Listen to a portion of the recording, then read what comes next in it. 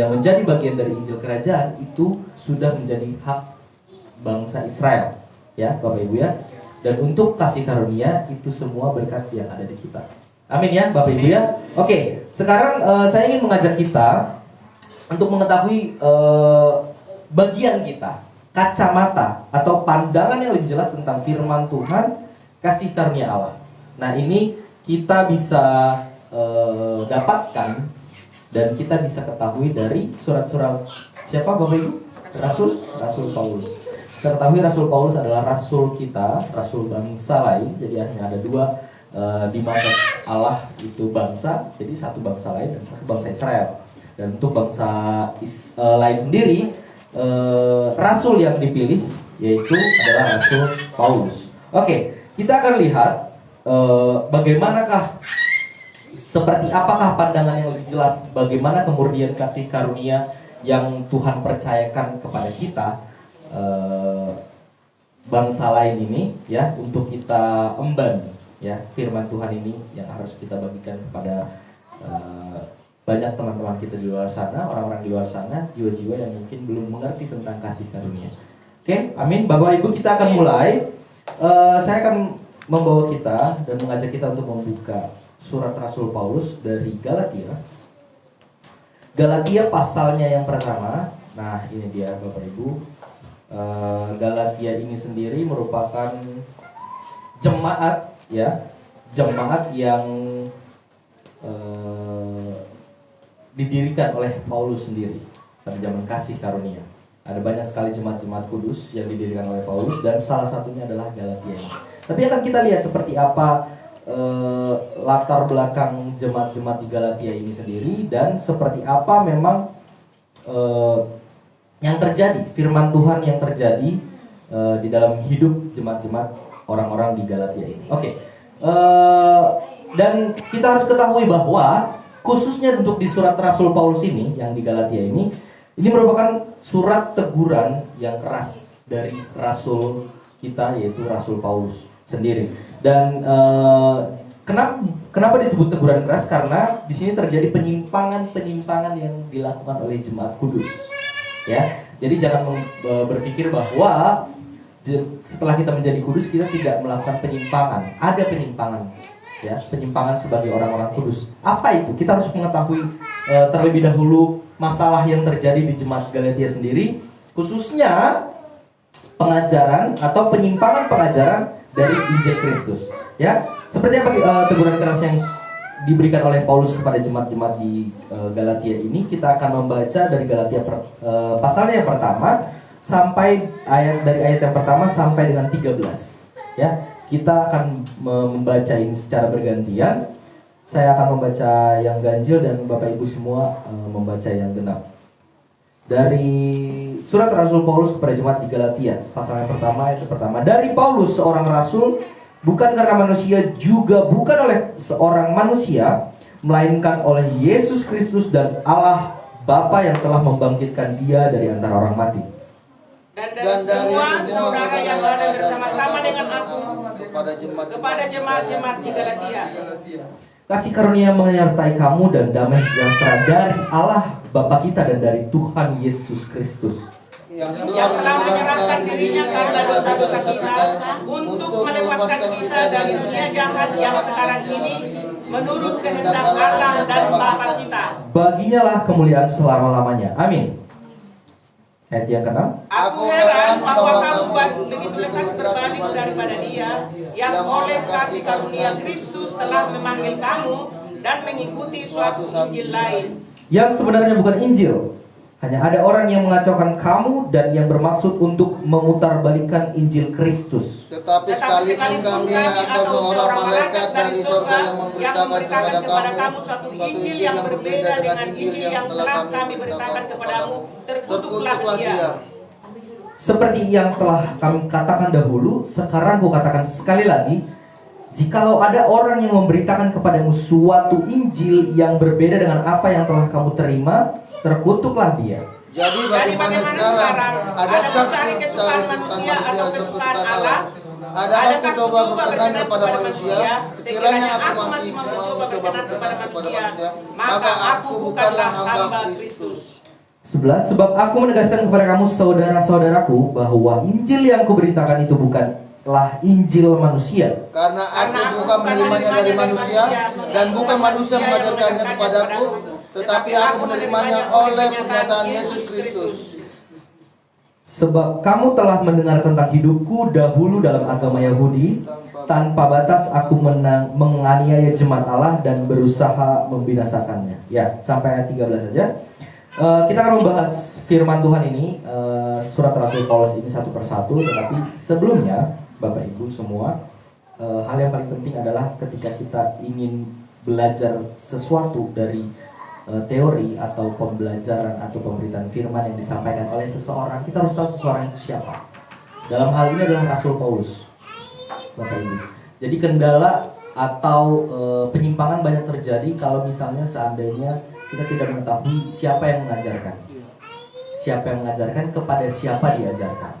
Itu yang hal mendasar yang paling utama dalam pengetahuan dasar, ya. Jadi tidak semua pengajar mengajarkan kepada seseorang gitu, tidak semua bisa diambil langsung ditarik kepada dirinya. Nah, untuk kasih karunia ini, untuk firman kasih karunia ini, itu juga sangat berlaku. Jadi kita harus mengetahui, pertama kita akan buka kisah para rasul 1 ayat 15. Kita agak mundur sedikit. Kisah para rasul ayat pasalnya yang pertama, ayatnya yang ke-15 sampai dengan ke-26. Nah, ini kita harus mengetahui siapakah sebenarnya Rasul Paulus ini. Ya, kalau memang kita sudah mengetahui bahwa memang Rasul Paulus adalah rasul bagi bangsa lain, tapi apakah benar? Karena banyak sekarang pengajar-pengajar yang mengatakan bahwa Rasul Paulus ini adalah pengganti dari ke-12 rasul. Karena Yudas mati, ya, dan kemudian banyak sekarang ajaran-ajaran di sana yang mengatakan bahwa Rasul Paulus ini menjadi salah satu rasul yang ikut ambil bagian di dalam pemberitaan Injil bersama dengan ke-11 rasul yang tersisa, yaitu murid-murid Tuhan Yesus. Apakah itu benar? Kita akan melihat dari kisah rasul pasal pertama ayat yang ke-15. Saya akan membacakan kepada Bapak Ibu semua dan semua yang menyaksikan streaming pada hari ini, pada pagi hari ini secara cepat. Kisah Rasul pasal yang pertama ayat yang ke-15. Pada hari-hari itu berdirilah Petrus di tengah-tengah saudara-saudara yang sedang berkumpul itu. Kira-kira 120 orang banyaknya, lalu berkata, "Hai saudara-saudara, haruslah genap nas kitab suci yang disampaikan Roh Kudus dengan perantaraan Daud tentang Yudas, pemimpin orang-orang yang menangkap Yesus itu. Dahulu ia termasuk bilangan kami dan mengambil bagian di dalam pelayanan ini. Yudas ini telah membeli sebidang tanah dengan upah kejahatannya, lalu ia jatuh tertelungkup." Ya, ini yang terjadi kepada Yudas, dan perutnya terbelah sehingga semua isi perutnya tertumpah keluar. Hal itu diketahui oleh semua penduduk Yerusalem, sehingga tanah itu mereka sebut dalam bahasa mereka sendiri Hakaldama, artinya tanah darah. Sebab ada tertulis dalam kitab Mazmur, "Biarlah perkemahan menjadi sunyi dan biarlah tidak ada penghuni di dalamnya, dan biarlah jabatannya diambil orang lain." 21. Jadi harus ditambahkan kepada kami seorang dari mereka yang senantiasa datang berkumpul dengan kami selama Tuhan Yesus bersama-sama dengan kami. Nah, di sini jelas kita lihat bahwa harus ada satu orang yang menggantikan Yudas, ya. Kemudian ayat yang ke-22, yaitu mulai dari baptisan Yohanes, ya Bapak Ibu, sampai hari Yesus terangkat ke surga, meninggalkan kami untuk menjadi saksi dengan kami tentang kebangkitannya. Jadi syaratnya adalah harus dari salah satu orang, ya, mulai dari baptisan Yohanes, yang masih hidup dari baptisan Yohanes sampai hari Yesus terangkat ke surga dan meninggalkan mereka, dan mereka harus menjadi saksi tentang kebangkitannya. 23. Lalu mereka mengusulkan dua orang, siapa Bapak Ibu? Yusuf yang disebut Barsabas, dan satu lagi Justus dan Matias. Mereka semua berdoa dan berkata, "Ya Tuhan, Kaulah yang mengenal hati semua orang. Tunjukkanlah kiranya siapa yang Engkau pilih dari kedua orang ini untuk menerima jabatan pelayanan, yaitu kerasulan yang ditinggalkan Yudas yang telah jatuh ke tempat yang wajar baginya." Lalu mereka membuang undi bagi kedua orang itu, dan yang kena undi adalah Matias, dan dengan demikian ia ditambahkan kepada bilangan ke-11 rasul itu. Nah, Bapak Ibu, jelas di sini dikatakan yang menggantikan Yudas bukanlah Paulus atau Rasul Paulus. Jelas di situ dikatakan bahwa adalah Matias. Dan Bapak Ibu, kalau bisa kita lihat di ayat yang ke-22, ada syarat khusus ya untuk menjadi murid Tuhan Yesus, pengganti dari murid yang ke-12 yaitu Yudas. Dan di sini dikatakan bahwa harus benar-benar melihat Yesus secara fisik. Ya, Bapak Ibu ya. Ini penting. Karena itu menjadi syarat yang mutlak. Tidak boleh tidak. Jadi yang harus menggantikan atau yang harus menjadi rasul bagi bangsa Israel itu pengganti dari Yudas itu semuanya itu harus malah melihat wujud fisik dari Yesus. Apakah Paulus melihat wujud fisik dari Yesus, Bapak Ibu? Tidak. Jadi kalau ada pengajaran yang mengatakan bahwa Paulus itu merupakan salah satu atau ibaratnya mengcombine, jadi ke-12 rasul dengan Rasul Paulus itu sebenarnya sama. Ya, posisinya.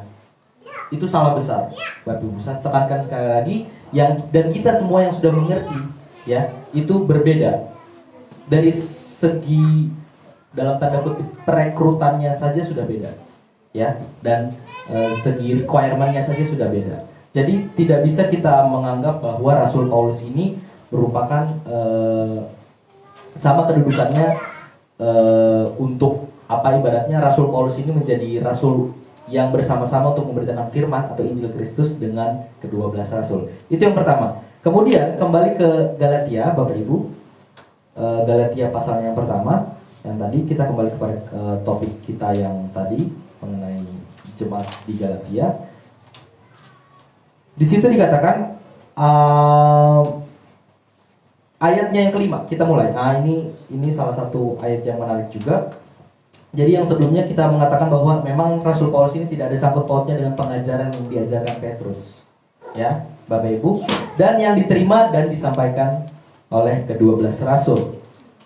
Jadi beliau bukan salah satu dari ke-12 rasul dan dia merupakan salah satu rasul yang diselamatkan langsung, ya. Kita garis bawahi, ia adalah rasul tersendiri yang diselamatkan langsung oleh Kristus. Dari mana kita bisa ketahui itu, Bapak Ibu? Apakah ada tertulis di dalam firman Tuhan? Bagi kita yang ingin membacanya, kita bisa nanti Bapak Ibu buka di Kisah Para Rasul yang ke-9. Kisah Para Rasul yang ke-9. Nah, itu Bapak Ibu bisa baca semua yang streaming bisa baca. Kisah Para Rasul pasal yang ke-9 ayat yang pertama sampai ke-16. Itu merupakan permulaan awal zaman kasih karunia. Ya, kita bisa lihat di sana masa transisinya seperti apa. Bapak Ibu yang ingin melihat lebih jelas mungkin nanti bisa membacanya di rumah mengenai itu. Kemudian ayat yang kelima, Galatia pasal yang pertama. Di situ dikatakan baginya lah kemuliaan selama-lamanya. Amin. Ini yang menarik Bapak Ibu. Di setiap perjalanan kehidupan Paulus pasti dia apapun yang terjadi dalam kehidupan Rasul Paulus, dia selalu mengatakan dia selalu mengutamakan haruslah muliakan Allah lebih dulu, ya kan? Makanya di situ dikatakan baginya lah kemuliaan selama-lamanya. Itulah juga yang harus menjadi bagian ciri khas dari kita orang-orang kudus. Nah, itu yang menjadi ini mengatakan bahwa bukan Allah yang bermasalah sebenarnya. Kalau misalnya kita sesuatu terjadi di dalam kehidupan kita, itu bukan Allah yang bermasalah, tapi karena ada sesuatu yang tidak baik ya yang diberikan mungkin yang kita alami di dalam kehidupan kita sesuai dengan apa yang kita lakukan di dunia ini. Jadi kemudian ayat yang ke-6 Bapak Ibu kita lihat, aku heran. Di situ ada kata aku heran bahwa kamu begitu lekas berbalik daripada dia. Di situ dikatakan langsung ya dari ayat yang kelima. Kemudian di ayat yang ke-6, dari ayat yang kelima dikatakan baginya lah kemuliaan selama-lamanya. Amin. Begitu dia memuliakan Allah, langsung ayat ke-6 dikatakan aku heran. Kontras, ya, Bapak Ibu ya. Kontras. Aku heran. Berarti di sini Paulus mengatakan aku heran. Heran apa yang terjadi? Peristiwa apa yang membuat Rasul Paulus ini menjadi heran? Kalimat selanjutnya bahwa Kamu, siapa kamu di sini? Jemaat-jemaat Galatia. Ya, jemaat-jemaat Galatia. Bahwa jemaat-jemaat Galatia begitu lekas berbalik daripada Dia yang oleh kasih karunia Kristus telah memanggil kamu dan mengikuti suatu Injil lain. Nah, ini kita lihat perbedaannya. Ketika dia, yaitu Rasul Paulus, melihat Tuhan dan melihat manusia. Kita bisa lihat jelas dari kata-kata firman Tuhan yang disampaikan oleh Rasul Paulus ini. Dari baginya lah kemuliaan, kemudian melihat manusia, aku heran. Jadi ada dua hal sebenarnya yang membuat manusia ini heran. Yang pertama adalah peristiwa yang masuk akal. Yang kedua adalah yang tidak masuk akal. Ini kita melihat dua perbedaannya. Nah, di dalam hal jemaat kudus Galatia ada sikap yang tidak masuk akal. Apa itu, Bapak Ibu? Di mana letak ketidakmasuk akalan gereja Galatia ini? Jemaat-jemaat Galatia ini, jemaat-jemaat kudus yang dibangun oleh Rasul Paulus sendiri ini. Kita lihat Kisah Para Rasul 15. Kita harus mengetahui ternyata jemaat Tuhan juga bisa jatuh, Bapak Ibu. Jangan menganggap bahwa ketika kita sudah memiliki keselamatan, kalau kita tidak bertumbuh, kita bisa jatuh.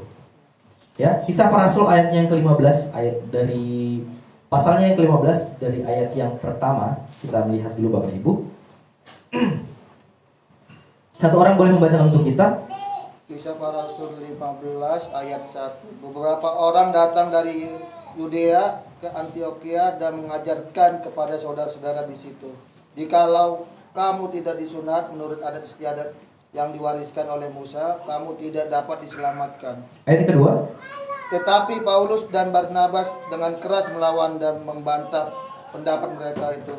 Akhirnya ditetapkan supaya Paulus dan Barnabas serta beberapa orang lain dari jemaat itu pergi kepada rasul-rasul dan penatua-penatua di Yerusalem untuk membicarakan soal itu.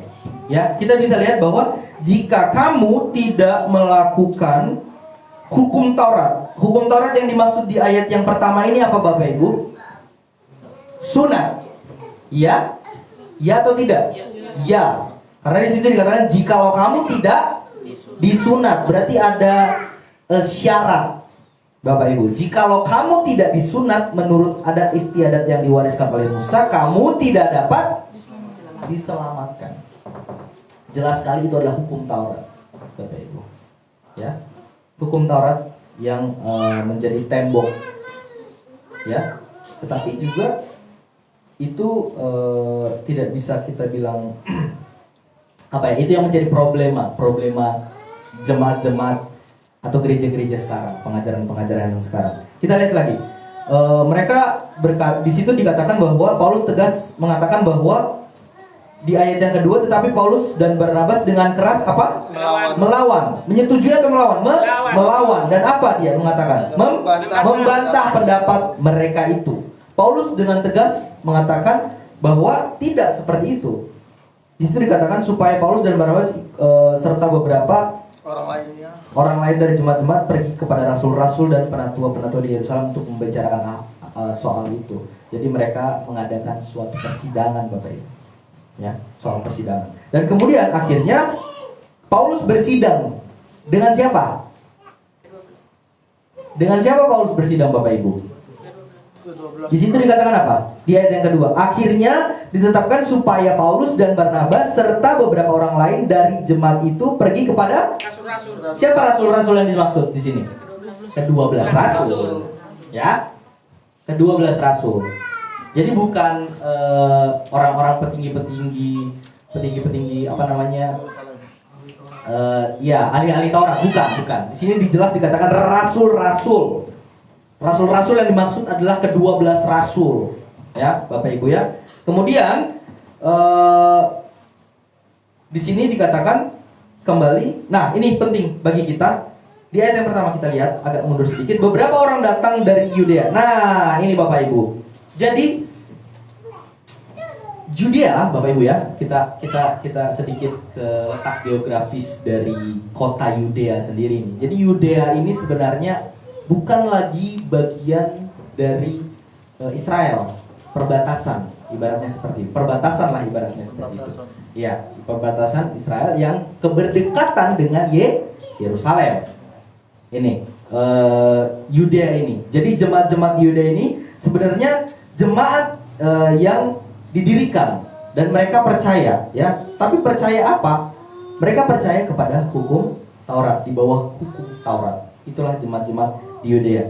Jadi sebenarnya mereka ini adalah perluasan dari jemaat-jemaat yang ada di Yerusalem, jemaat-jemaat kerajaan. Nah, kemudian jemaat-jemaat kerajaan ini otomatis bagaimana, seperti apa cara hidup mereka? Cara hidup mereka adalah mereka hidup di bawah hukum Taurat.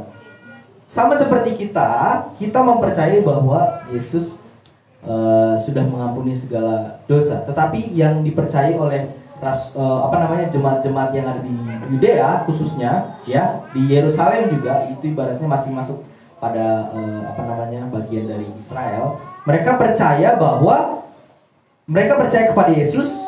Tapi apakah cukup seperti itu, Bapak Ibu? Tidak. Mereka juga harus melakukan hukum Taurat. Karena itu sepaket, Bapak Ibu ya. Tidak lupa ya, syarat atau ibaratnya kebiasaan dari bangsa Israel, ya, itu untuk firman mereka kepada Yesus, percaya kepada Yesus yang adalah Mesias. Tapi tidak cukup sampai itu saja. Mereka juga harus melakukan hukum Taurat. Seperti yang salah satunya di sini yang menjadi bahan perdebatan mereka adalah masalah sunat. Oke, kemudian selanjutnya mereka bersunat, Bapak Ibu. Jemaat-jemaat Yudea ini mereka bersunat. Mereka dibaptis. Kemudian mereka beribadah di sinagog. Ya. Kemudian mereka beribadahnya hari apa? Hari Sabat, hari Sabtu. Hari Sabat lah kita bisa katakan, bukan hari Minggu. Dan akhirnya apa yang terjadi? Persidangan itu akhirnya berlangsung, ya. Untuk menetapkan seperti apa nih, seperti apa Injil yang harus diberitakan oleh Rasul Paulus dan kepada siapa, dan ke-12 Rasul dan kepada siapa. Itu harus jelas seperti itu. Oke, Bapak Ibu, akhirnya persidangan para Rasul di Yerusalem memutuskan bahwa bangsa-bangsa lain di bawah pemberitaan Injil Paulus, Bapak Ibu, sama sekali tidak ada kewajiban hidup di bawah hukum Taurat. Sekali lagi saya katakan, akhirnya persidangan yang terjadi itu memutuskan bahwa bangsa-bangsa lain di bawah pemberitaan Injil Paulus itu sama sekali tidak ada kewajiban untuk hidup di bawah hukum Taurat. Nah, kemudian setelah sekian lama hasil persidangan itu berlangsung, ya, Bapak Ibu, Paulus dan rasul-rasul yang lain itu di Yerusalem. Akhirnya apa yang terjadi dengan jemaat-jemaat di luar bangsa Israel? Nah, ini kita lihat, Bapak Ibu, kembali kepada Galatia, ya, Galatia pasalnya yang pertama, yang tadi. Di situ akhirnya muncul perdebatan atau muncul masalah yang terjadi dari jemaat kudus Tuhan yang ada di Galatia ini. Ya, di situ dikatakan ayat yang kadang, aku heran bahwa kamu, masalahnya apa? Kamu begitu lekas berbalik daripada Dia, dan oleh kasih karunia Kristus telah memanggil kamu dan mengikuti suatu Injil lain. Ya, Bapak Ibu semua. Tidak ada kompromi, Bapak Ibu. Tidak ada toleransi. Tidak ada kompromi, tidak ada toleransi, karena ini menyangkut kredibilitas kebenaran Injil. Ya, Bapak Ibu semua. Dan kebenaran Injil ini, Kristus inilah yang dipertaruhkan. Dan Rasul Paulus sebagai bangsa lain, sebagai rasul bagi bangsa lain, tentunya pasti akan akan sangat membantah hal seperti ini dan tidak bisa mentolerir ada kesalahan seperti ini di jemaat-jemaat kudus yang dibangunnya sendiri, ya, yang didirikannya sendiri. Maka kita lihat kita maju dulu ke Galatia. Seperti apa sih sebenarnya teguran-teguran yang Paulus lakukan kepada jemaat-jemaat yang ada di Galatia ini? Kita akan lihat Galatia pasal yang ketiga, ayat yang pertama. Boleh satu orang membacakan untuk kita? Galatia 3 pasal yang pertama, pasal 3 ayat pertama. Mhm. Hai orang-orang Galatia yang bodoh, siapakah yang telah mempesona kamu? Bukankah Yesus Kristus yang disalibkan itu telah dilukiskan dengan terang di depanmu? 2. Hanya ini yang hendak ku ketahui daripada kamu. Adakah kamu telah menerima roh karena melakukan hukum Taurat, atau karena percaya kepada pemberitaan Injil? 3. Adakah kamu sebodoh itu? Kamu telah mulai dengan roh. Maukah kamu sekarang mengakhirinya di dalam daging? Ya, terima kasih Pak. Tidak ada kompromi. Dan ini bukan soal makanan, bukan soal minuman Bapak Ibu, atau pakaian seragam yang bisa dikompromikan di dalam jemaat.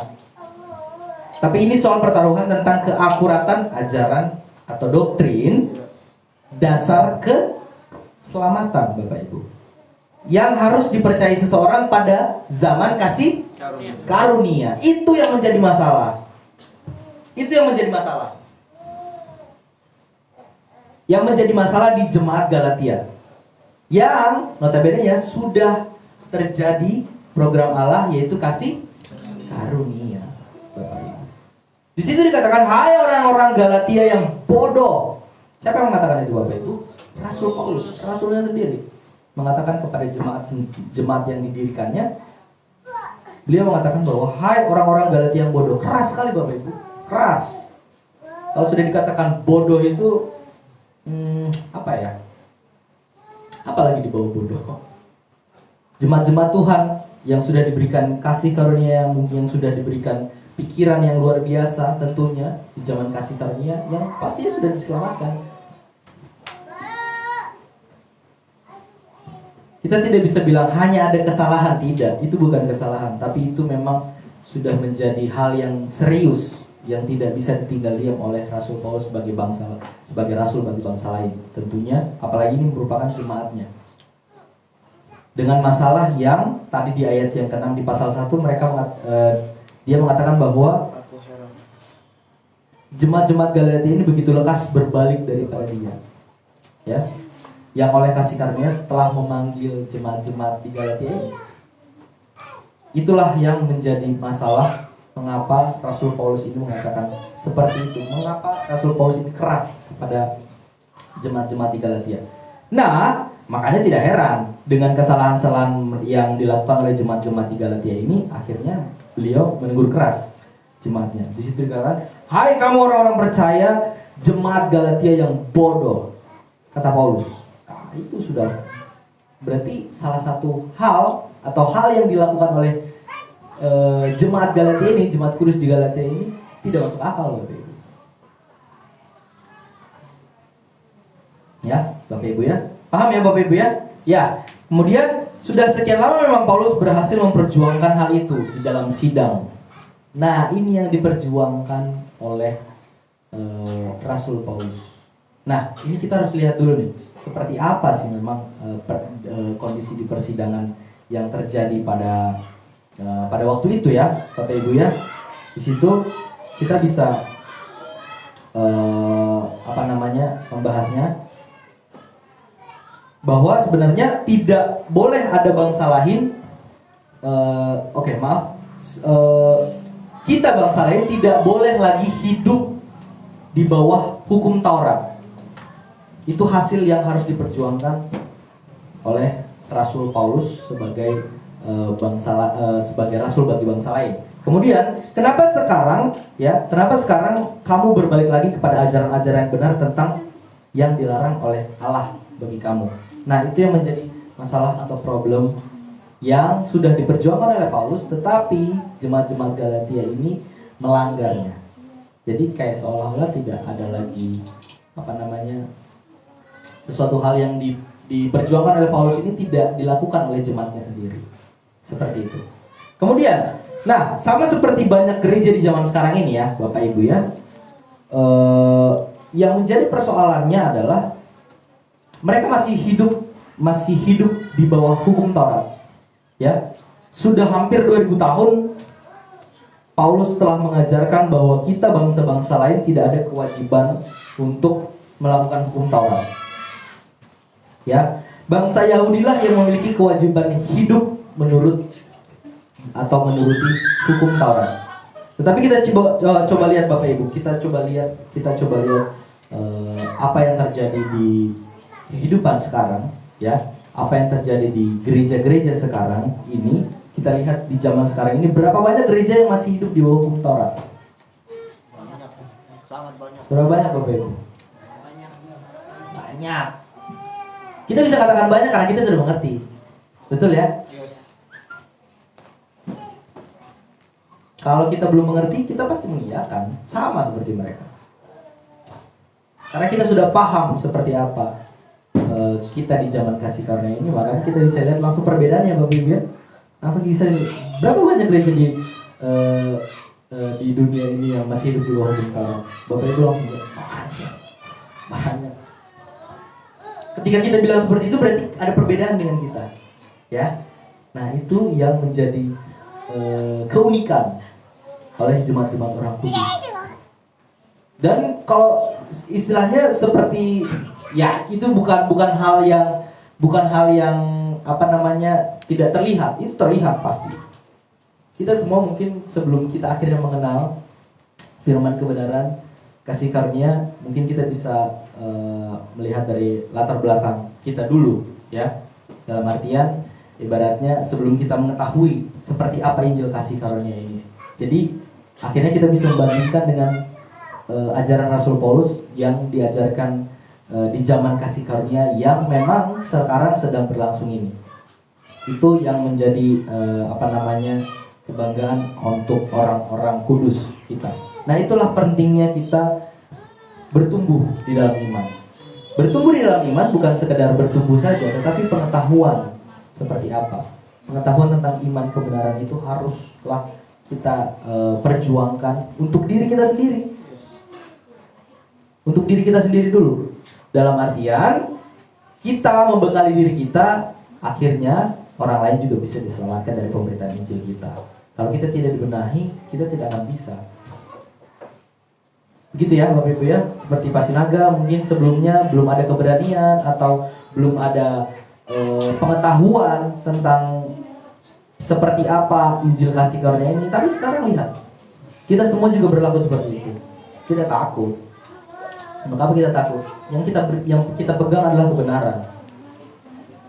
Yang sudah kita pegang kebenaran, ya mau ngapain kita takut untuk hal-hal di luar sana, di luar kebenaran. Amin ya Bapak Ibu ya. Oke, kita lanjutkan. Nah ini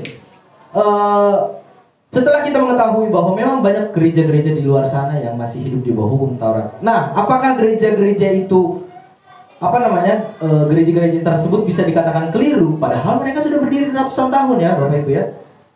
Banyak sekali gereja-gereja yang sudah berdiri ratusan tahun, tetapi seperti yang tadi kita bisa sampaikan bahwa mereka gereja-gereja yang keliru. Keliru apanya? Pengajarannya. Bukan orang-orangnya Bapak Ibu yang keliru, tapi apa? Pengajarannya. Jadi jangan melihat kepada orang-orangnya Bapak Ibu. Mereka itu jiwa. Kita tidak bisa melihat, kita tidak bisa bilang bahwa yang salah itu adalah orangnya, bukan. Tapi pengajaran dari gereja itulah yang harusnya menjadi hal yang penting, yang menjadi akhirnya salah turun temurun. Mereka sudah gereja mereka sudah lebih besar, jemaat mereka ratusan, ribuan, bahkan jutaan, tapi mereka sendiri tidak memiliki pengajaran yang sesuai dengan yang diajarkan oleh Rasul kita, Rasul Paulus di zaman kasih karunia ini. Miris Bapak Ibu kalau kita bisa melihat seperti itu ya. Kemudian jangankan gereja-gereja zaman sekarang. Nah ini lihat, sedangkan gereja-gereja yang tertulis di dalam Alkitab saja bisa keliru. Jadi jangan bilang bahwa gereja-gereja sekarang tidak bisa keliru. Gereja-gereja zaman sekarang itu ibaratnya kalau dalam tanda kutip zaman dahulu, atau kita bisa lihat ini, kita lihat bisa kita lihat langsung saja topik yang di sini. Jemaat Galatia ini keliru Bapak Ibu. Keliru. Jemaat langsung yang dilayani oleh Rasul Paulus keliru. Apalagi zaman-zaman sekarang, gereja-gereja sekarang yang sudah entah berantas sekarang pengajarannya. Kenapa saya bisa mengatakan seperti itu? Karena kita bisa menyadari betul, ya, di dalam Injil kasih karunia ini kita dikuatkan. Dan Injil inilah memang yang membenarkan manusia saat ini. Tidak ada lagi Injil yang lain untuk keselamatan. Sekali selamat, selamat selamanya. Jadi keselamatan bisa hilang atau tidak? Tidak. Bapak Ibu. Amin ya, Bapak Ibu ya. Nah, itu kita luar biasa, kita sudah satu pemikiran dan kita sudah satu suara. Nah, itulah sebabnya betapa pentingnya mengingat perkataan firman Allah, Bapak Ibu. Ya, perkataan firman Allah yang mana yang disampaikan oleh Rasul Paulus di dalam 1 Timotius 4 ayat yang ke-16. Kita buka Bapak Ibu. 1 Timotius apa sih sebenarnya perkataan firman Tuhan ini? 1 Timotius pasalnya yang ke-4 ayat yang ke-16. Di situ dikatakan, awasilah dirimu sendiri dan awasilah ajaranmu. Bertekunlah dalam semuanya itu, karena dengan berbuat demikian engkau akan menyelamatkan dirimu dan semua orang yang mendengar engkau. Di situ dikatakan, awasilah dirimu. Kita disuruh mengawasi diri kita. Kemudian apa lagi? Dan awasilah ajaranmu. Ya. Ajaranmu itu maksudnya doktrin gereja. Doktrin di mana kita menjadi jemaat bergereja, ya. Kalau sudah keluar dari doktrin kasih karunia, itu sudah menjadi salah satu masalah. Itu sudah luar biasa bermasalah, ya. Kalau sampai gereja itu sudah keluar dari doktrin kasih karunia, ya Bapak Ibu ya. Supaya apa? Supaya tidak menyimpang. Disuruh kita mengawasi diri kita dan mengawasi ajaran kita supaya apa Bapak Ibu? Supaya tidak menyimpang tentunya. Pastinya supaya tidak menyimpang. Supaya tidak menyimpang dari kebenaran Alkitab. Karena tidak ada yang kebal. Tidak ada yang kebal dari kejatuhan, Bapak Ibu. Tidak ada. Siapapun itu. Tidak ada kebal. Tidak ada yang kebal dalam kejatuhan. Semua pasti bisa jatuh. Kita tidak bisa bilang, saya sudah selamat ini, saya tidak akan jatuh lah ibaratnya ke pengajaran-pengajaran. Siapa bilang? Kamu manusia. Emang kamu bisa menjamin dirimu sendiri? Tidak. Itulah yang menjadi hal penting bagi kita atau jemaat-jemaat kudus Tuhan. Melihat contoh yang ada di dalam firman Tuhan. Jemaat-jemaat Galatia ini. Di situ dikatakan, awasilah dirimu sendiri dan awasilah ajaranmu. Nah, ini supaya tidak ada penyimpangan dari kebenaran firman Tuhan, dari kebenaran kasih karunia firman Tuhan yang sekarang sedang terjadi. Nah, karena tidak ada yang kebal memang dari kejatuhan, kecuali apa Bapak Ibu? Pertolongan kasih karunia Allah. Itu hal yang penting untuk kita. Kemudian jemaat Galatia ini dengan gampangnya beralih dari ajaran kasih karunia Allah kepada, di situ tadi coba kita lihat Bapak Ibu ya, Galatia, balik lagi kita ke Galatia pasal yang pertama ayat yang ke-6. Di situ dikatakan bahwa kamu begitu lekas berbalik daripada Dia yang oleh kasih karunia Kristus telah memanggil kamu dan mengikuti suatu Injil lain. Nah, Bapak Ibu, peralihan dari ajaran kasih karunia Allah kepada hukum Taurat, itu disebut kesesatan. Sekali lagi saya katakan, peralihan dari ajaran kasih karunia kepada hukum Taurat seperti yang dilakukan oleh jemaat Galatia ini, ya, itu adalah kesesatan. Karena kita tahu bahwa jemaat Galatia ini sudah hidup di dalam zaman kasih karunia. Jemaat Galatia ini yang dibangun oleh Rasul Paulus di Antioquia. Jadi seperti ini Bapak Ibu. Kronologinya seperti ini. Jadi jemaat-jemaat yang ada di Yudea yang menganut Injil kerajaan itu datang ke Antioquia dan mengajarkan Injil di sana. Ya, jadi kita sudah tahu tadi Yudea adalah bagian perluasan dari Yerusalem, yang kita tahu notabene itu adalah Injil kerajaan, dan itu adalah bangsa Israel. Orang-orang di Yudea ini ada yang akhirnya ke Antioquia untuk menyebarluaskan Injil kerajaan. Ya, ini biar saya kasih tahu kronologinya seperti apa, jadi biar kita jelas permasalahannya di mana. Jadi jemaat yang ada di Yudea ini ke Antioquia untuk mengajarkan Injil kerajaan. Nah, setelah Injil kasih karunia atau transisi ini pada masa transisi dan kemudian akhirnya terjadi zaman kasih karunia dan terpilihnya Rasul Paulus untuk menjadi rasul bagi bangsa lain, Antioquia ini kan berada di luar dari bangsa Israel. Otomatis Rasul Paulus akhirnya memberitakan Injil kasih karunia di jemaat Antioquia yang notabene-nya sudah lebih dulu diajarkan Injil kerajaan. Diyakinkan oleh Rasul Paulus bahwa jemaat atau zaman sekarang ini yang berlaku adalah zaman kasih karunia. Terbentuklah akhirnya di Antioquia ini jemaat-jemaat di Galatia. Inilah jemaat-jemaat Galatia ini, jemaat-jemaat kudus yang akhirnya menganut Injil kasih karunia.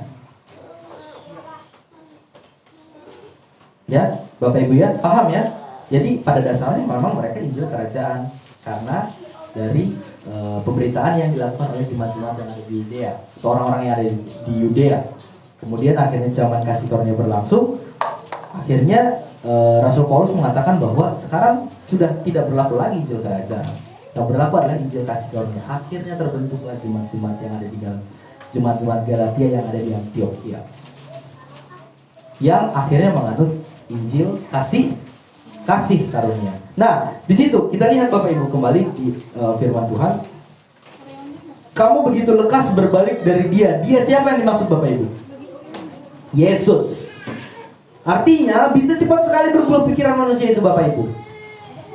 Ya, artinya bisa cepat sekali berubah pemikiran, cepat error di dalam pengajaran. Ya, apalagi kelakuan. Pemikirannya sudah pemikirannya aja kalau bisa ibaratnya cepat berubah apalagi kelakuannya yang dilakukan sehari-hari. Kalau pikiran cepat berubah tentu akan berpengaruh kepada tindakan yang dilakukan. Paham ya Bapak Ibu ya? Kemudian dari tadinya berpegang kepada ajaran kasih karunia yang diajarkan Paulus, kemudian beralih kepada ajaran hukum Taurat yang disebutkan di ayat yang ke-6 di kata-kata terakhir di situ. Dan mengikuti suatu Injil lain. Nah, ini menarik Bapak Ibu. Ada berapa Injil Bapak Ibu? 2. Injil kerajaan dan Injil kasih karunia. Nah, yang dimaksudkan dengan Injil lain ini Injil yang mana Bapak Ibu? Kerajaan. Coba kita berpikir sebentar. Di sini dikatakan bahwa yang oleh kasih karunia Kristus telah memanggil kamu dan mengikuti suatu Injil lain. Injil lain ini apa yang dimaksud Bapak Ibu? Injil apa yang dimaksud Injil lain ini Bapak Ibu? Injil kerajaan yang berlaku dalam Injil kasih karunia, jadi Injil lain. Injil 12 Rasul. Iya itu. Injil 12 Rasul. Di zaman kasih Injil karunia. kerajaan, Injil kasih karunia. Yang mana nih? Udah 3 jatuhnya. Padahal tadi Bapak Ibu mengatakan hanya ada 2. Apa? Injil kerajaan dan kasih karunia. Jadi yang mana? Injil kerajaan. Injil Matius, Injil Markus, Injil Lukas. Itu kitab Injil ya. Memang ada yang mengatakan bahwa Injil itu ada banyak, nggak cuma 2. Apa? Injil Matius, Injil Markus, Injil Lukas, Injil Yohanes. Kalau kita bisa lihat di situ kitab Injil Bapak Ibu, bukan Injil. Kitab Injil, beda kitab Injil dengan Injil itu berbeda. Iya. Jadi kalau ada yang mengatakan seperti itu dia kurang paham apa arti kata Injil dan apa kitab Injil seperti apa, Injil itu seperti apa. Pengertian dari Injil itu seperti apa, itu berarti belum banyak dipahami orang-orang di luar sana. Jadi ada berapa Injil? 2. Jadi ada 2 Injil. Oke, sepakat atau tidak? Sepakat, betul. Oke, berarti Injil yang dimaksud di sini Injil lain ini apa, Bapak Ibu? Injil kerajaan. Ya. Kerajaan di bumi. Ya. Kalau pengajar-pengajar di luar sana, Bapak Ibu, mengatakan bahwa Injil yang dimaksud di sini adalah, kita tahu kalau dulu memang banyak sekali penganut-penganut animisme. Tahu Bapak Ibu animisme? Animisme, dinamisme, yang menyembah berhala, kepercayaan nenek moyang, ya. Animisme seperti apa? Mungkin menyembah pohon beringin, menyembah patung, batu, portal, segala macam, ya. Itu kalau pengajar-pengajar di luar sana, mereka meyakini bahwa Injil yang dimaksud adalah Injil itu. Kepercayaan-kepercayaan seperti itulah yang dimaksudkan Injil lain yang tertulis di sini. Tapi apakah itu benar? Injil itu yang dimaksud? Tidak. Tadi kita sudah sepakat hanya ada 2 Injil. Injil kerajaan dan Injil kasih karunia. Injil kasih karunia. Injil kasih karunia Allah. Jadi Injil yang dimaksud, ya, kalau orang-orang di luar sana mengatakan bahwa humanisme, animisme, dinamisme, itu semua tidak benar. Karena yang benar adalah ini adalah Injil, ya, Injilnya orang Yahudi, Injilnya orang Yahudi, dan menjadi tidak benar ketika dibawa kepada zaman kasih karunia. Jadi Injil lain ini adalah Injil Kerajaan. mananya? Itu Israel. Tapi Ibu sekali lagi, Injil lain yang dimaksudkan oleh Paulus ini, yang jemaat-jemaat Galatia ini lekas berbalik daripada Yesus pada zaman itu, adalah kepada suatu Injil lain. Injil yang ini adalah Injil Kerajaan yang berlaku untuk bangsa Israel diterapkan di kasih karunia.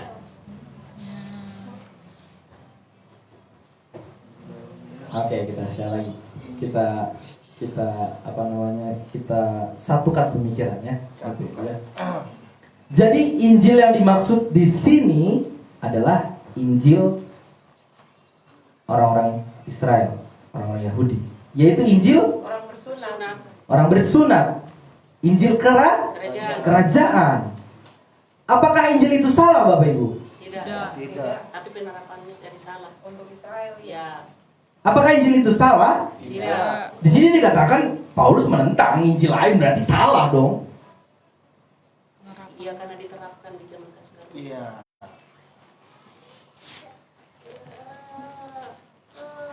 Menjadi salah kalau diterapkan di zaman kasih karunia. Itu yang menjadi masalah. Iya. Jadi Injil kerajaan ini benar atau tidak, Bapak Ibu? Benar. Kalau ditempatkan di posisinya. Posisinya di mana? Bangsa Israel. Karena kita tadi sudah sepakat hanya ada 2 Injil, Dari semua, setiap hari kita mendengarkan firman Tuhan yang disampaikan oleh Pak Gembala, siapapun yang mengajarkan, memberitakan firman Tuhan, hanya ada 2 Injil, kerajaan dan kasih karunia. No debat, tidak ada lagi. Dan Injil kerajaan yang dikhususkan untuk bangsa Israel. Nah, di sini dikatakan, kenapa Paulus mengatakan menghalang-halangi, ibaratnya bukan menghalangi, ya. Ini bukan menghalangi, karena memang pada zaman itu sudah zaman kasih karunia. Dan mengapa salah? Ya karena pada zaman itu Injil yang berlaku bukan Injil kerajaan. Yang dilakukan oleh jemaat-jemaat yang ada di Galatia, di Antioquia ini adalah Injil kerajaan. Dari Injil kasih karunia kepada Injil kerajaan itu sudah suatu kesesatan. Itulah yang akhirnya ditentang. Karena apa? Karena di zaman itu Injil kerajaan tidak berlaku. Dan itulah yang dibawa orang-orang yang akhirnya dipengaruhilah orang-orang jemaat-jemaat di Galatia ini. Itu menjadi salah. Bukan Injilnya yang salah ya. Paham ya Bapak Ibu ya? Bukan Injilnya yang salah. Tapi masa berlaku untuk yang sekarang dilakukan di jemaat-jemaat kudus itu bukan lagi Injil kerajaan. Sama seperti kita sekarang. Karena kita sekarang sudah hidup di zaman kasih karunia. Oke, kita lanjutkan. Kemudian ayat yang ke-7, sikap berbalik. Nah, di situ yang sebenarnya bukan Injil. Nah, loh. Dan mengikuti suatu Injil lain yang sebenarnya bukan Injil. Hanya ada orang yang mengacaukan kamu dan yang bermaksud untuk memutarbalikkan Injil Kristus. Di situ dikatakan sikap berbalik dari ajaran kasih karunia kepada hukum Taurat. Ini juga disebut sebagai sikap memutarbalikkan Injil Kristus. Jadi Injil Kristus itu ketika di sini jemaat-jemaat yang ada di Galatia ini dari Injil kasih karunia yang mereka sudah anut, kemudian akhirnya mereka berbalik dan memutarbalikkan Injil Kristus kepada menjadi hukum Taurat, Injil hukum Taurat. Nah, jelas sekali di situ kesesatan yang terjadi, kesesatan yang nyata terjadi, dan kesesatan pengajaran terjadi biasanya karena tersesat biasanya kenapa Bapak Ibu? Bingung. Iya, Bingung. Ragu, betul Ibu. Bingung, ragu. Jadi jemaat-jemaat kudus juga bisa ragu ya. Kalau tidak kuat di dalam Injil, pemahaman tentang Injil kasih karunia. Nah, di situ dikatakan kesesatan memang pengajaran biasanya terjadi karena kebingungan, dan bingung yang mana yang harus dipercayai. Gitu. Itu yang terjadi sekarang di seluruh dunia, di gereja-gereja sekarang. Ya. Semua orang pasti mengatakan gerejanya paling benar. Beberapa jemaat memang pasti akan mengatakan seperti itu. Ya kan? Gereja saya paling benar. Kamu nggak akan dapat apa-apa kamu di gereja, udah sini aja gitu. Menguluk-ulukan gerejanya masing-masing. Dari mana kita tahu? Mereka pasti berkata memang iman saya bertumbuh di gereja ini. Kenapa kamu bisa bilang gereja kamu paling benar? Iman saya bertumbuh di gereja ini. Itu pasti salah satu kata-kata utama yang mereka sebagai ibaratnya kata-kata sebagai penguatan bahwa memang di gereja ini iman saya bertumbuh, Bapak Ibu. Tetapi kalau kita kasih tahu firman Tuhan Yesus, firman kasih karunia, Yesus telah mati menghapuskan segala dosa kita, dan kita yang percaya sudah pasti selamat ke surga. Apa yang mereka katakan Bapak Ibu? Diketawain, sesat, ya kan? Kemudian apa lagi? Mereka pasti 100%. Mereka pasti berkata, saya tidak pernah mendengar Injil itu. Saya tidak pernah mendengar firman itu dari pendeta saya. Enggak pernah tuh. Di gereja saya mengatakan ada pengajaran Yesus mati menghapuskan segala dosa kita, dan ketika kita percaya kita diselamatkan langsung ke surga, dimeteraikan dengan Roh Kudus. Nggak ada tuh. Jadi apa selama ini yang kamu dapat di gerejamu? Katanya imanmu bertumbuh. Mana ini? Bagian mana yang bertumbuh? Bapak Ibu. Dan tidak mungkin seseorang bisa dikatakan bertumbuh imannya sementara dia sendiri tidak mengerti tentang keselamatan yang kekal. Tidak mungkin ada seseorang yang bisa mengatakan bahwa imannya bertumbuh kalau dia sendiri tidak mengerti tentang keselamatan. Karena kita sudah pahami dan kita sudah tahu dan kita sudah sepakati bahwa keselamatan itu adalah Injil atau firman Tuhan, firman kasih karunia yang paling dasar. Ketika kita tidak kuat di keselamatan, bagaimana kita bisa bertumbuh? Itu adalah jalan masuk kita menerima hidup yang kekal. Kalau kita tidak bisa mengetahui, kalau kita tidak bisa memahami tentang keselamatan yang kekal, ya, keselamatan hidup kekal, nonsens kita bilang bahwa iman saya bertumbuh di gereja ini. Iman saya bertumbuh di gereja ini, bertumbuh di gereja ini, bertumbuh di gereja ini, bertumbuh di gereja ini. Tapi dia tidak selamat. Apanya yang bertumbuh? Dan itu menjadi problematika gereja atau jemaat-jemaat sekarang. Dia mengatakan bahwa gerejanya paling benar bukan karena doktrinnya, bukan karena pengajarannya. Masih melihat dari segi value dari gereja itu besar, jemaat banyak, persembahan berlimpah. Itu yang menjadi kebanggaan mereka, dan akhirnya mereka bisa mengatakan bahwa gereja saya memang paling benar. Karena itu sekarang yang dicapai oleh orang-orang, yang dicari oleh orang-orang seperti itu. Bukan tentang pengajarannya. Karena tadi Rasul Paulus mengatakan bahwa awasilah dirimu dan awasilah ajaranmu. Apakah benar memang gereja-gereja yang besar di luar sana mengawasi pengajaran mereka sendiri? Saya pikir tidak terlalu ya. Kan bisa saya bilang tidak. Seperti itu. Dan kita bersyukur kita sekarang sudah memiliki dasar yang kuat tentang keselamatan. Apakah kita bisa mengatakan bahwa kita iman kita bertumbuh di gereja ini, Bapak Ibu? Amin. Amin. Kenapa? Karena yang dasar sudah kita punya.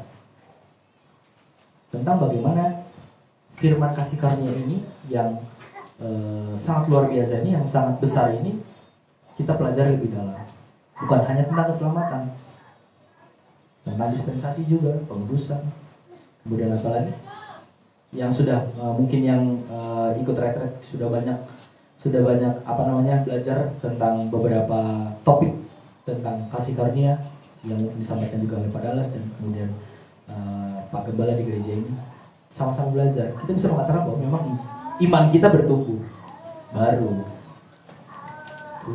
kita jemaat-jemaat kudus yang luar biasa. Amin ya Bapak Ibu ya. Ya, kemudian lalu bagaimana memang bisa terjadi kebingungan pengajaran Injil di dalam gereja-gereja saat ini?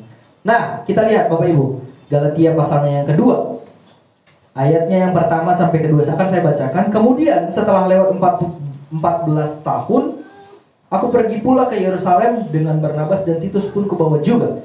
Aku pergi berdasarkan suatu penyataan dan kepada mereka kubentangkan Injil yang kuberitakan di antara bangsa-bangsa bukan Yahudi dalam percakapan tersendiri kepada mereka yang terpandang, supaya jangan dengan percuma aku berusaha atau telah berusaha. Paulus pergi bersidang ke Yerusalem ini Bapak Ibu. Dia membawa siapa di situ? Barnabas dan Titus, ya. Paulus pergi bersidang ke Yerusalem atas perintah Tuhan sendiri, tapi ia mau melakukannya karena memang itu adalah kehendak Tuhan. Di ayat yang kedua dikatakan, kepada mereka kubentangkan Injil yang kuberitakan di antara bangsa-bangsa bukan Yahudi. Apa Injil yang dimaksudkan Bapak Ibu? Injil kasih karunia dan bukan Injil kerajaan yang diberitakan oleh Rasul Paulus. Nah, Injil kasih karunia ini adalah berita keselamatan kepada bangsa-bangsa bukan Yahudi. Injil kasih karunia ini adalah berita keselamatan kepada bangsa-bangsa bukan Yahudi. Sedangkan Injil kerajaan adalah berita keselamatan kepada bangsa Israel atau Yahudi. Jelas kita bukan bangsa Yahudi dan kita bukan bangsa Israel. Jadi Injil yang harus kita anut adalah Injil kasih karunia. Jelas. Tidak bisa dibantah apapun juga. Yang sudah kita pelajari, yang sudah kita tekuni, yang sudah kita bertumbuh iman kita tentang pengajaran kasih karunia dan Injil kerajaan, itu sudah pasti perbedaan itu. Ya, jelas. Nah, untuk fenomena gereja-gereja zaman sekarang ini memang masih mencampur adukan kedua Injil tersebut. Antara apa? Injil kasih karunia dengan Injil kerajaan. Karena mereka mungkin berpikir bahwa kayaknya mengkombin seru juga. Jadi ada yang, karena mereka mengatakan mungkin saja berpikiran seperti itu ya. Karena kita tahu bahwa Injil Allah itu, Injil firman Tuhan itu tidak ada yang salah ya. Tidak ada yang salah. Tapi mereka tidak tahu mana Injil kerajaan dan Injil kasih karunia. Jadi yang ada di Injil kerajaan dia masukkan ke dalam sekarang yang zaman kasih karunia sedang berlangsung, dan Injil kasih karunia juga diambil juga. Serakah. Jadinya mereka mungkin berpikir bahwa ini bagus, ini bagus. Wah, ini untuk kita. Wah, ini berkat untuk kita. Wah ini dan segala macam, berkat Abraham, berkat Daud, berkat aduh banyak banget berkatnya. Apakah seperti itu yang harus kita imani saat ini Bapak Ibu? Tidak. Jangan mengambil berkat orang lain. Dan itu bukan untuk hak kita. Karena banyak sekarang pengajar-pengajar di luar sana, mungkin kita pernah mendengarkan seperti itu ya Bapak Ibu. Nah, mencampur adukan kedua Injil tersebut, antara Injil kasih karunia dan Injil kerajaan, saling bertukar pemberitaan di mimbar-mimbar gereja. Ya, mimbar-mimbar gereja sekarang ini, sehingga banyak yang bingung. Contoh, misalnya berita Injil kasih karunia menegaskan bahwa kita diselamatkan ke surga hanya melalui iman. Lalu di kemudian hari pengkhotbah yang lain mengatakan bahwa kerjakanlah keselamatanmu, sebab jika kamu tidak mengerjakan keselamatanmu, maka kamu akan ditolak oleh Tuhan. Jadi mana yang benar? Tadi katanya hanya oleh iman. Sekarang menyalahartikan kerjakanlah keselamatanmu. Jadi keselamatan itu seolah-olah kita harus mengerjakannya supaya kita mendapat. Karena kalau tidak kita kerjakan, Tuhan pasti akan menolak. Nah, itu mengcombine akhirnya. Itulah yang sekarang didapatkan banyak jemaat di luar sana mungkin, ya. Kita tidak tahu. Di sini itu tidak ada. Amin ya, Bapak Ibu ya. Jadi memang untuk di gereja kita sendiri bagi siapapun memang tidak dibatasi. Tapi tentunya yang membatasi adalah firman Tuhan dalam artian kalau kita sudah paham seperti apa. Nanti jangan menjadi hal yang bumerang bagi si pengkhotbah itu sendiri, kemudian bagi jemaat yang lain juga. Kemudian, hal ini yang membingungkan Bapak Ibu. Keselamatan kita peroleh hanya melalui iman dan harus dengan iman disertai. Apakah harus dengan iman dan disertai dengan perbuatan-perbuatan? Seperti yang sudah kita pelajari, hanya melalui iman saja. Faktanya memang ribuan gereja dan jutaan umat beragama Kristen yang lainnya di luar sana memang masih bingung. Masih sangat bingung. Mereka tidak dapat membedakan jelas dengan tegas dalam pengajaran mereka sendiri kepada jemaatnya. Apakah keselamatan ke surga itu cukup hanya dengan iman, ataukah dengan iman disertai dengan perbuatan? Dan saya dan kita semua dengan jelas di sini mengatakan bahwa keselamatan hanya oleh iman, hanya melalui iman, dan tidak ditambah apapun, tidak ditambah perbuatan apapun. Karena itu sudah sempurna yang dilakukan dan dikerjakan oleh Tuhan Yesus di kayu salib. Amin ya, Bapak Ibu ya. Kemudian Bapak Ibu, fakta lain ya, ini beberapa fakta bahwa jutaan memang umat beragama Kristen masih bingung juga. Mereka tidak bisa memastikan keyakinan mereka sendiri terhadap apa? Apakah dosa-dosa mereka semuanya sudah dihapuskan semuanya, ataukah hanya masih sebagian yang Tuhan ampuni? Kalau Bapak Ibu semua, bagaimana Bapak Ibu? Sudah semua atau masih ada? Wah. Tegas ya Pak Sidangga ya. Jelas. Sudah semuanya. Tidak ada lagi. Jadi bagaimana dosa yang akan datang Bapak Ibu? Itu juga udah. Apakah itu masih atau sudah? Sudah? Jadi yang dilakukan Bapak Ibu sehari-hari? Sudah diampuni. Sudah diampuni? Sudah. Amin. Sudah diampuni. Karena syarat untuk mengampuni dosa adalah darah Yesus Kristus. Hanya itu, tidak ada yang lain. Satu-satunya untuk mengampuni dosa kita itu, menghapuskan dosa itu hanyalah darah Kristus. Jadi kalau masih ada dosa kita yang belum diampuni, tidak mungkin Tuhan Yesus mati lagi kan? Hanya satu kali untuk dan bangkit untuk menebus segala dosa kita. Hanya satu kali untuk menghapuskan segala dosa kita. Amin ya. Dan itu sudah selesai di kayu salib. Dengan memangkukan dirinya di atas kayu salib, mengatakan Yesus mengatakan sudah selesai. Yang seperti itu, segala dosa kita sudah diampuni. Apakah cukup sampai di situ? Apakah ketika Yesus mati akhirnya kita diselamatkan? Bapak Ibu, dengan matinya Yesus apakah kita diselamatkan? bagi yang percaya. Yang nggak percaya ya nggak diselamatkan. Betul ya? Itu yang penting. Peran iman kita melalui iman kita di situ kita menjadi selamat. Kemudian selanjutnya ini bagian yang terakhir ya Bapak Ibu untuk pemberitaan firman Tuhan kita pada hari ini. Kita akan lihat pada apa yang terjadi kepada seseorang pengkhotbah ya, atau gereja yang tidak mengikuti pengajaran Injil yang diberitakan oleh Paulus kepada kepada kita bangsa-bangsa lain ya. Kita akan baca di Galatia, kembali lagi Galatia pasalnya yang pertama ayat yang ke-8. Tetapi sekalipun kami atau seorang malaikat dari surga yang memberitakan kepada kamu suatu Injil yang berbeda dengan Injil yang telah kami beritakan kepadamu, apa dikatakan? Terkutuklah dia. 9. Seperti yang telah kami katakan dahulu, sekarang aku katakan sekali lagi, jikalau ada orang yang memberitakan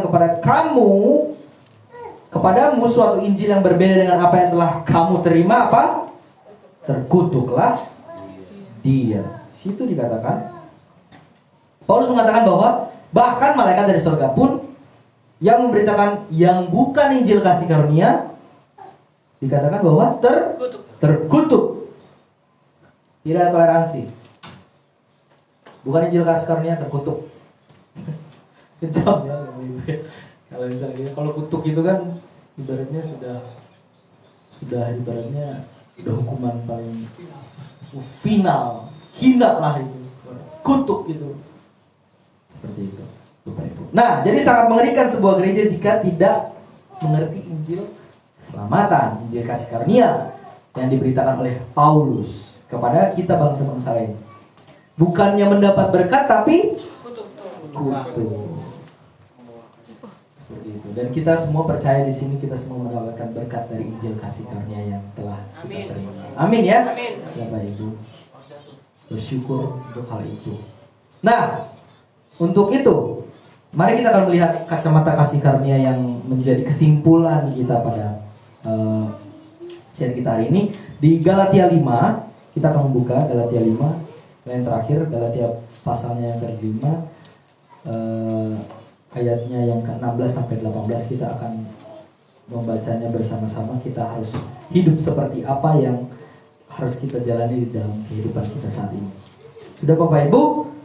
Ayat yang ke-16 sampai 18 kita akan membaca bersama-sama. 1, 2, 3. Maksudku ialah hiduplah oleh roh, maka kamu tidak akan menuruti keinginan daging. Sebab keinginan daging berlawanan dengan keinginan roh, dan keinginan roh berlawanan dengan keinginan daging. Karena apa? Karena keduanya bertentangan, sehingga kamu setiap kali tidak melakukan apa yang kamu kehendaki. 18. Akan tetapi kalau kamu memberi dirimu dipimpin oleh roh, maka kamu tidak hidup di bawah hukum Taurat.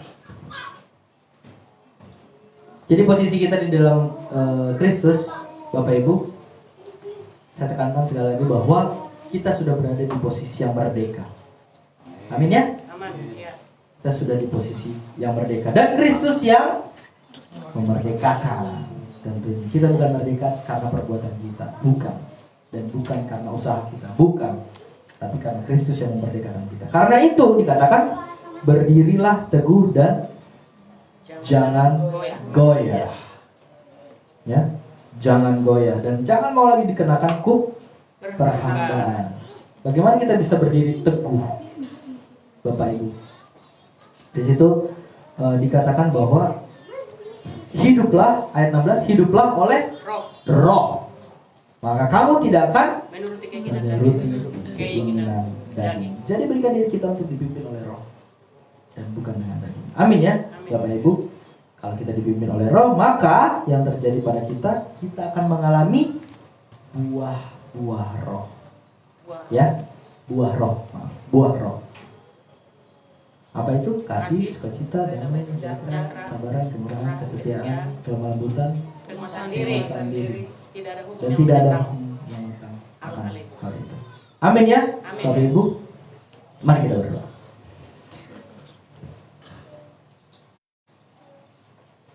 Ya Bapak di surga, begitu panjang pemberitaan firman Tuhan pada siang hari ini. Tapi kami percaya Tuhan, firman-Mu yang menjadi kekuatan di dalam kehidupan kami, kekuatan di dalam keluarga kami Tuhan, dan kekuatan untuk gereja kami.